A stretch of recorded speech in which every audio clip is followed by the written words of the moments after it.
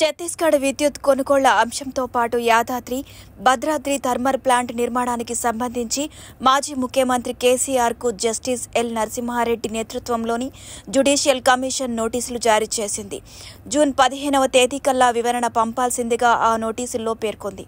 కానీ జూలై 30 వరకు కుదరదంటూ కేసీఆర్ నుంచి రిప్లై వచ్చిందని, కానీ ఎంక్వైరీకి ఉన్న సమయాభావం రీత్యా గడువులోగా పంపాల్సిందేనని మరోసారి ఆయనకు వివరణ పంపినట్లు జస్టిస్ నరసింహారెడ్డి తెలిపారు.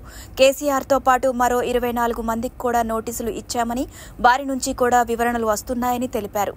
యాదాద్రి, భద్రాద్రి థర్మల్ ప్లాంట్ నిర్మాణానికి సంబంధించి టెండర్ ప్రాసెస్ను అవలంబించకుండానే ఫైనల్ చేశారనే ప్రాథమిక నిర్ధారణ జరగడంతో కాంట్రాక్టుకు సంబంధించి బీహెచ్ఈఎల్ ఇప్పటి సీఎండీఓలతోనూ కమిషనర్ ఇంటరాక్ట్ అయినట్లు జస్టిస్ నరసింహారెడ్డి తెలిపారు.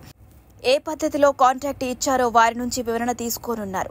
అయితే ఛత్తీస్గఢ్ నుంచి విద్యుత్ కొనుగోలు చేసే ప్రక్రియలో అప్పటి బీఆర్ఎస్ ప్రభుత్వం 2014-15 కాలంలో టెండర్లను పిలవకుండా నామినేటెడ్ పద్ధతిలోనే ఫైనల్ చేసిందని జస్టిస్ నరసింహారెడ్డి మీడియాకు వివరించారు.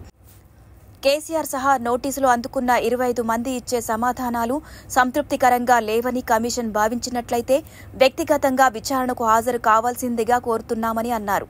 నోటీసులు అందుకున్న 25 మందిలో కేసీఆర్ ఒక్కరే రాజకీయ నాయకులు. మిగిలిన 24 మంది ఈ 3 అంశాలతో సంబంధమున్న అధికారులే.